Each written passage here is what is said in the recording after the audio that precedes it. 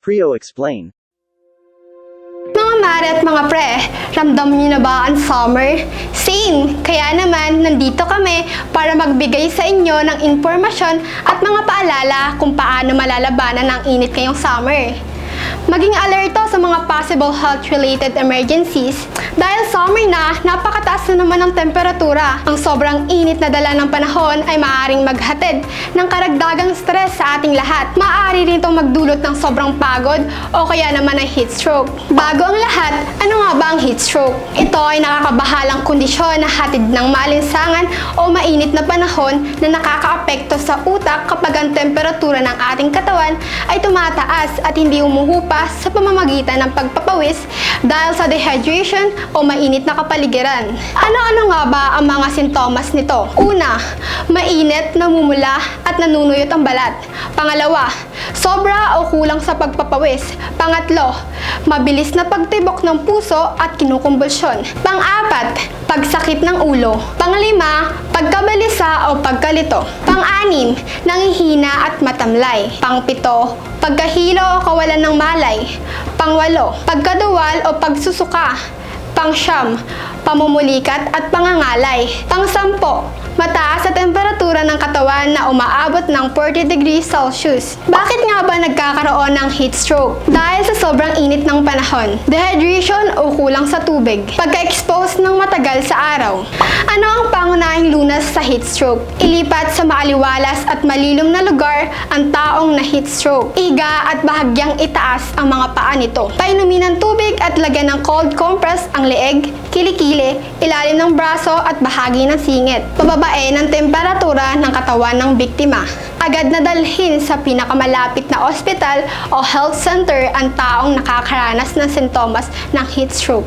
Narito ang ilang palaala para makaiwas sa banta ng heat stroke at dehydration.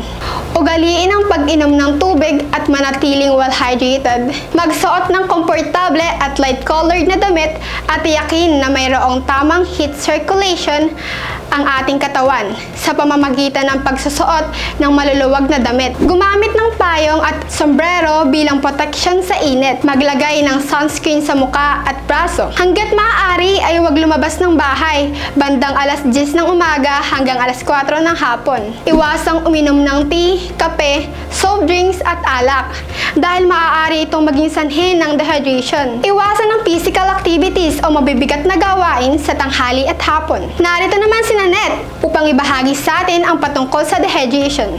Maraming salamat, Erica. Dahil din sa sobrang init, mas madali tayo magpapawis. Kaya naman, tiyakin na uminom ng maraming tubig upang maiwasan ang dehydration. Ano nga ba ang dehydration? Ang dehydration ay resulta ng pagkawala o paggamit ng mas maraming fluid kaysa sa iniinom ng isang tao. Kung walang sapat na fluid, ang iyong katawan ay magiging dehydrated at hindi magiging normal ang function. Maaaring mangyari ang dehydration sa sino mang hindi umiinom ng sapat na tubig, lalo na kung mainit ang panahon at nagsasagawa ng mabigat na aktibidad. Ang mga sintomas at palatandaan ng dehydration ay maaaring magkakaiba depende sa edad. Sa sanggol o bata, una, tuyong bibig at dila. Pangalawa, walang luha kapag umiiyak. Pangatlo, hindi basa ang lampin o diaper sa loob ng 3 oras. Pang-apat, lubog na mata at pisngi. Panglima, nakalubog ang bunbunan. Pang-anim, walang gana o irritable. Ang mga nasa hustong gulang naman ay, una, matinding pagkauhaw. Pangalawa, hindi gaanong umiihi. Pangatlo, dark-colored ang ihi. Pang-apat, pagkapagod. Panglima, pagkahilo. Pang-anim, pagkalito.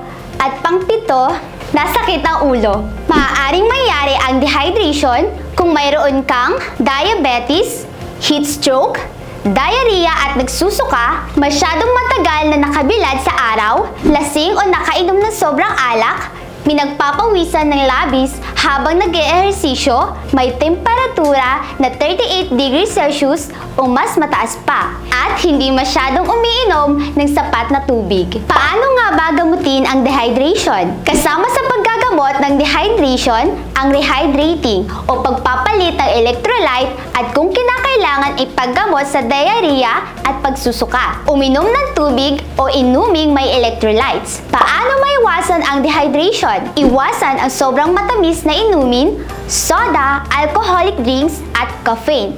Ang mga ito ay maaaring magpalala ng dehydration. Kumain ng mga pagkain gaya ng prutas at gulay na mataas ang water content. Manatiling hydrated at uminom ng tubig at least 8 glasses of water a day. Huwag uminom ng alak at kape bago o habang nag-eehersisyo at mas madalas uminom ng tubig kapag may sakit. Isang paalala mula sa lokal na pamahalaang bayan ng Atimonan. Sa pamumuno ni Mayor Ticoy Mendoza, kasama ang bumubuo ng Sangguniang Bayan sa pangunguna ni Vice Mayor Zenaida Veranga sa pamamagitan ng Rural Health Unit Atimonan. Para sa iba pang impormasyon o katanungan, makipag-ugnayan lamang sa Rural Health Unit Atimonan o sa kanilang Facebook account na RHU Atimonan. At syempre, huwag kalilimutang i-follow ang TikTok account na ito at ang aming Facebook page na Prio Atimonan Public Relations and Information Office.